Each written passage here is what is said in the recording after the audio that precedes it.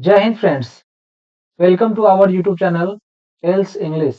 Today I will discuss about A Passage to India, a novel by E.M. Forster, published in 1924. आज हम लोग a passage to India जिसे E.M. Foster ने लिखा था 1924 में, इस नोवेल को हम लोग आज एक्सप्लेन करेंगे, पढ़ेंगे और इसका समरी समझेंगे ताकि आप सभी के पीजी सेकेंड सेमेस्टर के एग्जाम में आप इससे रिलेटेड क्वेश्चंस अगर आए तो आप आसानी से लिख सकते हैं। तो चलिए ये समरी स्टार्ट करने से पहले आप लोगों को पहले मैं बता दूं इसका कहानी क्या है। तो इसका कहानी जरा समझिएगा। ये जो पैसेज टू इंडिया एक उपन्यास है जो E.M. फ्रॉस्टर द्वारा लिखा गया था। ठीक है, यह उपन्यास 1924 मतलब 1924 ईस्वी में लिखा गया था, प्रकाशित हुआ था। ये उपन्यास की कहानी जो है भारत में ब्रिटिश शासन के समय की है। कहानी का मुख्य पात्र एड्रियन मोर्टन है जो एक ब्रिटिश आदमी है। मतलब एड्रियन मोर्टन जो है एक ब्रिटेन का आदमी था। अंग्रेजी मतलब ये जो है सो अंग्रेज जब हमारे देश में अंग्रेजी शासन था, अंग्रेजों का शासन था, उसी समय की कहानी है ये। तो एड्रियन मोर्टन जो है वो ब्रिटेन का एक आदमी था जो भारत में रहता था। ठीक है, आय कहा जा रहा है कि जैसे एड्रियन की मुलाकात जो है एक भारतीय पुरुष से होती है। जब वो भारत में रह रहा है तो भारतीय लोगों से तो उसकी मुलाकात होगी ही। जिसका जिसका नाम था अजीज, वो डॉक्टर अजीज थे। मतलब उनका नाम था डॉक्टर अजीज। डॉक्टर अजीज एक शिक्षित और सभ्य पुरुष थे।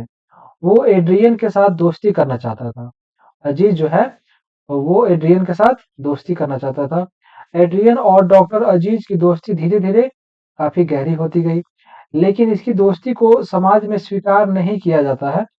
इसलिए क्योंकि एड्रियन के दोस्त और परिवार के सदस्य डॉक्टर अजीज के साथ उसकी दोस्ती का विरोध कर रहे होते हैं। ओके, आगे जो है अंत में एड्रियन और डॉक्टर अजीज की दोस्ती टूट जाती है, लेकिन एड्रियन को यह एहसास होता है कि उसने एक सच्चा दोस्त खो दिया है। ओके, तो इसके माध्यम से E.M. फ्रॉस्टियर, ये जो E.M. फ्रॉस्टर है जो इस नोवेल को लिखे थे, वो ये मैसेज देना चाहते हैं कि किस प्रकार से भारत में ब्रिटिश शासन के समय की सामाजिक और राजनीतिक स्थिति इस प्रकार की थी। और इसके अलावा यह उपन्यास जो है दोस्ती, प्रेम और सामाजिक अलगाव की भी बातें बताती है, जो आज के समय में काफी अधिक प्रशंसनीय है। तो चलिए ये था इस नोवेल का वो शॉर्टकट स्टोरी था। हम लोग थोड़ा सा इस पैसेज को देखेंगे। इसका सेटिंग ये है ब्रिटिश इंडिया, जो जब भारत में ब्रिटिश सरकार था उस समय की बातें हैं, 1920s की बातें ये। इनरली इन चंद्रपुर। ठीक है, फिक्शनल टाउन, फिक्शनल टाउन है ये चंद्रपुर का। अगर आगे इसका प्लॉट समझेंगे, the story revolves around the complex relationship between British colonizers and Indian subjects.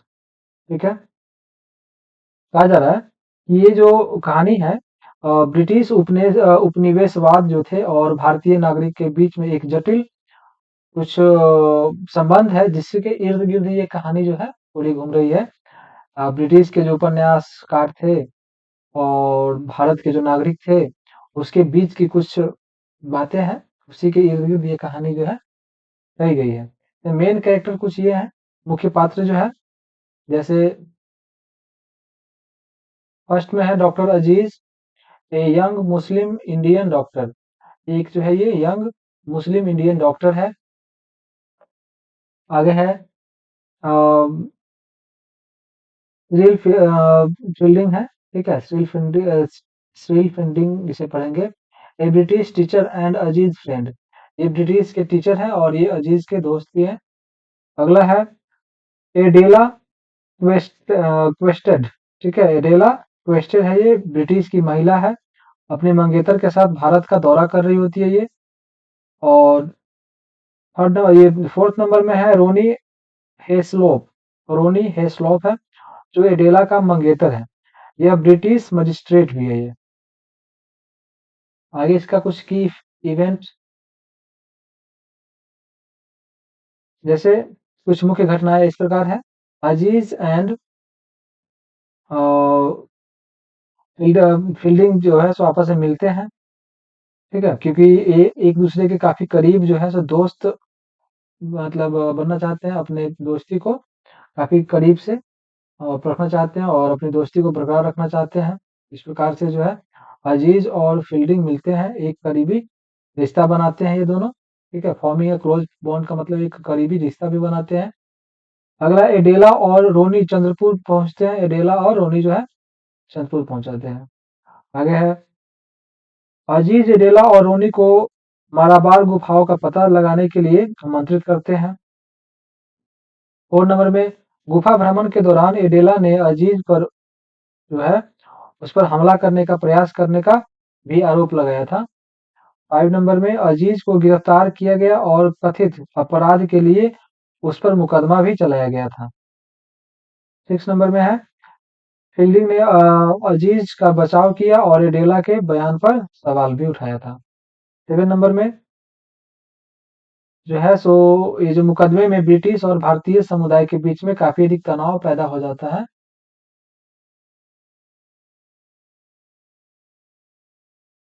8 number है एडेला ने अपनी गलती का एहसास करते हुए अपना आरोप वापस ले लेती है वो। इसका थीम ये है कि जो थीम मतलब विषय समझेंगे क्या होता है।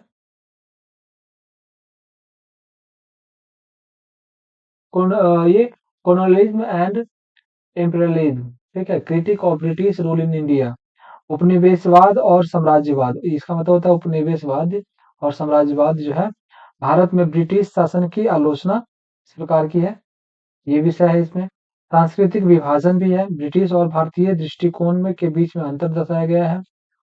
इसमें दोस्ती और वफादारी, अजीज और फील्डिंग का जो संबंध है उसमें दोस्ती और वफादारी को भी बताया गया है। आगे है मिसअंडरस्टैंडिंग, ठीक है? और स्टेरियोटाइप्स, जो गलतफहमी होती है और रूढ़िवादिता होती है, एडेला के आरोप और उसके परिणाम को भी इसमें दर्शाया गया है। आगे समझेंगे प्रतीकवाद जो होता है जिसे सिंबोलिज्म कहते हैं, ये क्या है? ये मालाबार गुफाएं हैं।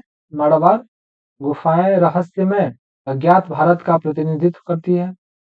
अगला है मस्जिद और मंदिर इस्लामी और हिंदू संस्कृति का प्रतीक भी है।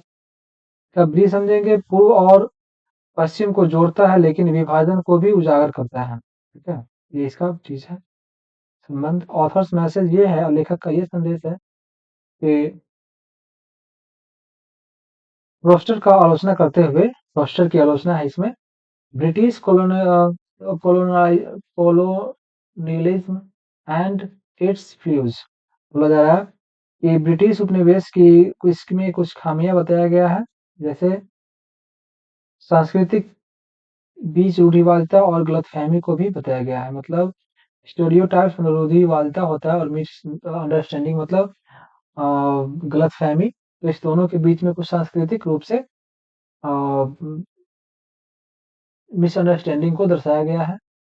आगे है importance of empathy and understanding, सहानुभूति और समझ का भी इसमें कुछ महत्व दिया गया है। Award and adaptation, award and adaptation में समझेंगे जेम्स टैक ब्लैक मेमोरियल पुरस्कार जो 1924 ईस्वी में दिया गया था। आगे है film adaptation 1984 directed by David Lean, ये फिल्म एडेप्टेशन है 1984 में हुआ था, जो डीन इसके डायरेक्टर थे डेविड लीन। आगे है ए पैसेज टू इंडिया 20वीं सदी के साहित्य की एक महत्वपूर्ण जो है सो पब्लिकेशन में से एक है, जो जटिल सांस्कृतिक संबंधों को क्या करती है तो खोज करती है और वो उपनिवेशवादों को व्याख्या करती है और एक दूसरे को चुनौती देती है कि किस प्रकार से हमारे उस समय में जो है सो हमारा जो सांस्कृतिक था वो किस प्रकार का था, उसकी कुछ उपनिवेशिक आख्याओं को भी चुनौती देती है। तो thanks for watching this video, मिलते हैं नेक्स्ट वीडियो सेशन में, तब तक के लिए okay bye bye and take care.